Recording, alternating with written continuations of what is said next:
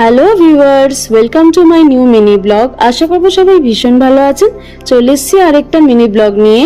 তো আজকে আমি একটা জিনিস নিয়ে রিয়েলাইজ করলাম, সেটা হলো মানুষ কোনো কিছুতেই সন্তুষ্ট নয়। যখন আমি সকাল 10টার সময় অফিস যাই, সকাল 10টা থেকে সন্ধ্যে 6টা অবধি আমি বলতেই থাকি বাড়ি যে কখন যাব, 6টা বাজছে না, লাঞ্চে খেয়ে এসে মনে হয় একটু শুয়ে থাকি, এগুলো আমার মনে হতে থাকে। তো অফিস থাকলে মনে হয় কখন বাড়ি যাব, বাড়ি থাকলেই ভালো হতো। কিন্তু লাস্ট 2 দিন ধরে কিন্তু আমি বাড়িতে বসে কাজ করছি। তো আমার কিন্তু মনে হচ্ছে যে আমি কবে অফিস যাব। এই কারণে মনে হচ্ছে, কারণ হচ্ছে বাড়ির পরিবেশ অফিসের পরিবেশ টোটাল আলাদা। অফিসে কাজের প্রেশার মানে যদিও দু জায়গায় একই আছে, তাও সবার সাথে বসে সামনে কথা বলা, আমরা সবার সাথে চ্যাটে কথা বলছি ঠিকই, কিন্তু সবার সাথে সামনে কথা বলা, হাসাহাসি করা, এটা সেটা খাওয়া, এর মধ্যে একটা আলাদা মজা আছে। বাড়িতে কিন্তু সেটা হচ্ছে না। বাড়িতে আমি নিজের মতো করে খাচ্ছি, আবার কাজ করছি, আবার উঠছি, খাচ্ছি।